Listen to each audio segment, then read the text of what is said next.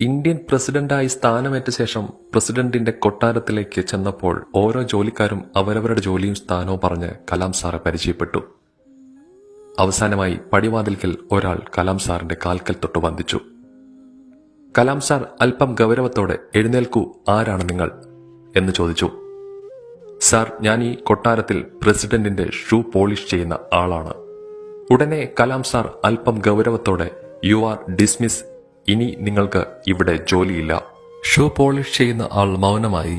Kalam sir അദ്ദേഹത്തോട് ഇങ്ങനെ ചോദിച്ചു, "താങ്കൾ എന്താണ് ഒന്നും മിണ്ടാത്തത്?"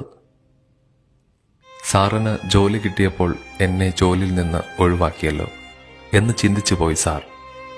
ഷൂ പോളിഷ് ചെയ്യുന്നവൻ ഇങ്ങനെ അദ്ദേഹത്തോട് പറഞ്ഞപ്പോൾ അദ്ദേഹത്തിന് ഒരു ചെറു പുഞ്ചിരിയാണ് വന്നത്. "നിങ്ങളെ ജോലിയിൽ നിന്ന് ഒഴിവാക്കുന്നില്ല, ജോലി ഉയർത്തി തന്നിരിക്കുന്നു.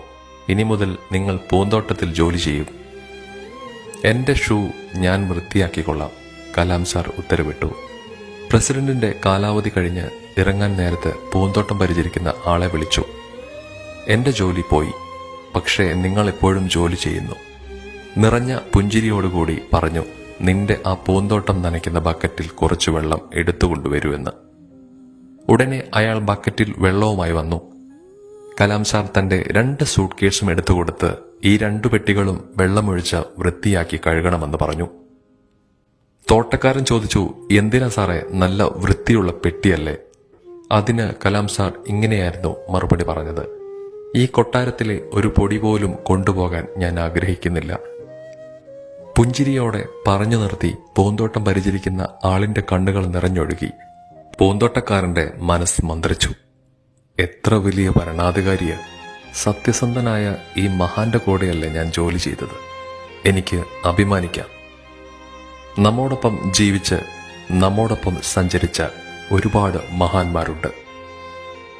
ആ മഹാന്മാരെ ഇടയ്ക്കൊക്കെ ഓർക്കണം, മക്കളെ പറഞ്ഞ് മനസ്സിലാക്കണം.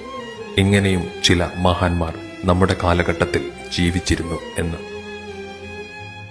എത്രയും സ്നേഹം നിറഞ്ഞ ബഹുമാനപ്പെട്ട APJ അബ്ദുൽ കലാം സാറിന് ബാഷ്പാഞ്ജലികൾ.